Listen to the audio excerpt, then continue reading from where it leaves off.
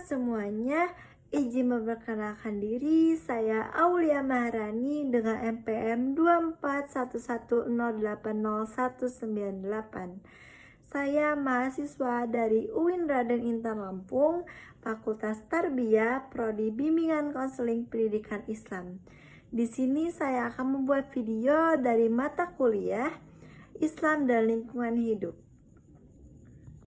Di sini saya akan membuat video dari mata kuliah Islam dan Lingkungan Hidup. Lingkungan hidup merupakan sistem yang kompleks yang terdiri dari komponen biotik dan abiotik yang saling berinteraksi untuk menciptakan keseimbangan ekosistem. Alam semesta ini diciptakan oleh Allah Subhanahu wa Ta'ala dengan kesempurnaan dan keseimbangan yang luar biasa, dan manusia diberi amanah untuk menjadi penjaga dan pengelolanya. Namun, dalam beberapa dekade terakhir, manusia telah banyak mengabaikan tanggung jawab tersebut. Kerusakan lingkungan menjadi isu global yang mengancam kelangsungan kehidupan makhluk hidup. Hutan tropis digunduli, sungai tercemar, udara dipenuhi emisi, dan bumi memanas secara drastis. Banyak bencana alam seperti banjir, tanah longsor, kebakaran hutan, hingga kekeringan yang tidak lagi bisa dianggap sebagai kejadian alam semata, tetapi sebagai akibat dari tindakan manusia. Islam sebagai agama yang menyeluruh atau kafah tidak hanya mengatur hubungan manusia dengan Tuhan dan sesama, tetapi juga dengan alam. Ajaran Islam sangat menekankan pentingnya menjaga keseimbangan lingkungan, melarang perusakan, dan menanam nilai tanggung jawab ekologis kepada umatnya. Oleh karena itu, hal ini bertujuan untuk mengkaji kerusakan lingkungan yang terjadi serta kontribusi nyata ajaran Islam dalam merawat dan menjaga lingkungan hidup. Lingkungan hidup menurut Undang-Undang Nomor 32 Tahun 2009 tentang perlindungan dan pengelolaan lingkungan hidup adalah kesatuan ruang dengan semua benda, daya, keadaan, dan makhluk hidup, termasuk manusia dan perilakunya, yang memengaruhi kelangsungan kehidupan dan kesejahteraan manusia serta makhluk hidup lainnya. Secara umum, lingkungan hidup terdiri dari lingkungan fisik, yaitu air, udara, dan tanah, lingkungan biologis, yaitu manusia, hewan, dan tumbuhan, dan lingkungan sosial budaya, yaitu interaksi sosial, norma, dan nilai. Keseimbangan antara ketiganya sangat penting untuk menunjang kehidupan kita. Lalu selanjutnya jenis-jenis kerusakan lingkungan. Yang pertama itu ada polusi udara, gas buangan kendaraan bermotor, industri, dan pembakaran terbuka menyebabkan meningkat kadar karbon dioksida. Yang ketiga, pengundulan hutan. Deforestasi yang masif menyebabkan hilangnya habitat, menurunnya cadangan air, tanah, dan meningkat risiko longsor serta banjir. Yang keempat, tanah rusak dan gagal panen, erosi, kontaminasi bahan kimia, dan penggunaan pupuk berlebihan merusak struktur tanah pastinya.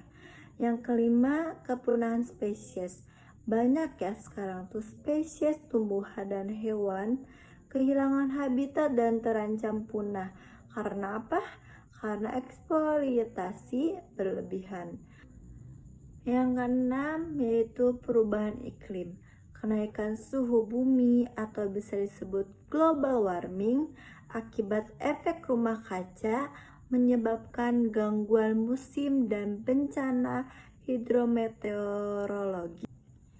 Nah teman-teman, di sini kita bisa lihat ya kerusakan lingkungan. Ada satu, penumpukan sampah. Yang kedua, penebangan hutan. Dan yang ketiga banjir. Dari tiga tersebut, mana nih yang pernah terjadi di lingkungan kalian? Jangan sampai ya teman-teman ya, kita harus bisa menghindari hal-hal yang membuat bencana alam di sekitar kita, kerusakan lingkungan. Itu jangan sampai terjadi ya teman-teman. Nah, yang pertama itu ada penumpukan sampah. Penumpukan sampah ini bisa mencemar tanah. Lalu yang kedua, pohon-pohon ditebang. Apa sih akibat pohon-pohon ditebang itu? Kita bisa longsor dan masih banyak lagi ya guys ya. Lalu yang ketiga banjir. Nah, jangan sampai kalian membuang sampah sembarangan. Bisa terjadi banjir nih kayak gitu. Dampak kerusakan lingkungan. Kerusakan lingkungan berdampak sangat luas, mulai dari aspek ekologis hingga sosial ekonomi. Krisis pangan, kesehatan masyarakat, kehilangan keanekaragaman hayati, dan bencana alam merupakan efek langsung yang kini dirasakan masyarakat dunia. Lalu penyebab kerusakan lingkungan. Apa aja sih penyebab kerusakan lingkungan itu? Yang pertama itu eksploitasi alam berlebihan. Pengambilan sumber daya alam tanpa mempertimbangkan daya dukung dan daya tampung lingkungan.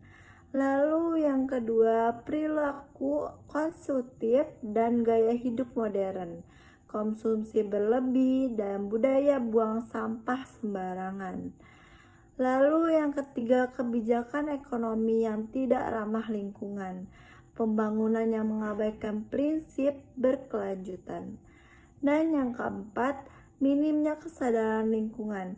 Konsumsi berlebihan dan budaya buang sampah sembarangan. Manusia sebagai khalifah. Dari Quran Surat Al-Baqarah ayat 30, Allah menyatakan bahwa manusia diangkat sebagai khalifah di muka bumi. Khalifah berarti pemimpin yang bertugas untuk menjaga dan mengelola bumi dengan bijaksana. Tugas ini bukan hanya kehormatan, tetapi juga tanggung jawab besar. Setiap tindakan manusia terhadap alam akan dimintai pertanggungjawaban di akhirat kelak. Islam melarang perusakan alam.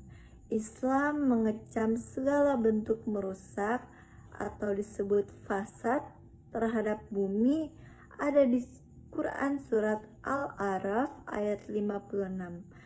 Melarang umat Islam berbuat kerusakan setelah Allah memperbaikinya. Perusakan lingkungan dipandang sebagai perbuatan zalim, tidak hanya terhadap sesama manusia, tetapi juga terhadap makhluk hidup lain dan generasi mendatang. Keseimbangan dan berkelanjutan atau disebut mizan dan istidamah. Allah menciptakan segala sesuatu dalam keseimbangan. Jika manusia melampaui batas, keseimbangan itu akan rusak. Dalam Islam terdapat prinsip wasatiyah yang menuntut manusia hidup seimbang dan tidak berlebihan dalam menggunakan sumber daya. Hak makhluk hidup lain. Islam mengajarkan bahwa hewan dan tumbuhan memiliki hak untuk hidup. Rasulullah SWT mencontohkan kepedulian terhadap binatang, melarang pembakaran semut, dan menyuruh menanam pohon meskipun kiamat telah dekat. Lalu prinsip dasar Islam dalam pelestarian lingkungan. Yang pertama, tauhid. Tauhid itu keyakinan bahwa alam semesta adalah ciptaan Allah yang harus dihormati. Yang kedua, amanah. Lingkungan adalah titipan yang harus dijaga dan dimanfaatkan dengan bijak. Yang ketiga, tanggung jawab dan akhlak lingkungan. Segala perbuatan manusia terhadap alam akan dipertanggungjawabkan. Yang keempat, keadilan ekologis tidak merugikan manusia hidup lain dan generasi yang akan datang. Praktik nyata dalam Islam. Yang pertama, larangan israf atau pemborosan. Ada di Quran surat Al-A'raf ayat 31 melarang berlebihan dalam menggunakan sumber daya. Yang kedua, menjaga kebersihan. Kebersihan adalah bagian dari iman. Islam menganjurkan hidup bersih dan sehat. Yang ketiga, penghijauan dan penanaman pohon. Dalam hadis riwayat Bukhari, Rasulullah bersabda bahwa menanam pohon yang bermanfaat adalah sedekah. Dan yang keempat, pengelolaan sampah dan limbah. Islam menekankan pentingnya menjaga lingkungan dari najis dan kotoran. Praktik nyata dalam Islam lagi. Yang pertama, masjid sebagai pusat dakwah lingkungan. Kegiatan kajian, khutbah, dan pelatihan bisa dimanfaatkan untuk mengedukasi umat. Dan yang kedua, pesantren ramah lingkungan. Pesantren menjadi contoh pengelolaan lingkungan berbasis Islam. Yang ketiga, ormas Islam seperti Muhammadiyah dan NU aktif dalam advokasi lingkungan. Yang keempat, fatwa lingkungan. MUI pernah mengeluarkan fatwa haram membuang sampah sembarangan. Kerusakan lingkungan adalah salah satu isu paling serius yang dihadapi manusia saat ini. Islam sebagai agama yang lengkap memberikan panduan yang jelas tentang bagaimana seharusnya manusia bersikap terhadap alam. Ajaran ini menekankan pentingnya peran manusia sebagai khalifah di muka bumi ini yang bertugas memelihara, menjaga, dan melestarikan alam. Kontribusi Islam terhadap pelestarian lingkungan tidak hanya bersifat teoretis, tetapi juga aplikatif. Dengan mengamalkan nilai-nilai Islam seperti amanah, tidak boros, menjaga kebersihan, dan tanggung jawab sosial, umat Islam dapat menjadi pelopor dalam menjaga pelestarian bumi. Mungkin hanya itu yang dapat saya sampaikan. Saya pamit undur diri. Wassalamualaikum warahmatullahi wabarakatuh. Berikut ini adalah video kerusakan lingkungan yang ada di sekitar kita yang ada di Indonesia. Gunung Arjuna. Polusi udara di kota Depok, Jawa Barat tertinggi pada hari ini, jauh melewati DKI Jakarta. Hujan deras yang mengguyur Trenggalek selama beberapa jam mengakibatkan banjir bandang. 90% karang bercabang dan 50% karang batu mengalami pemutihan.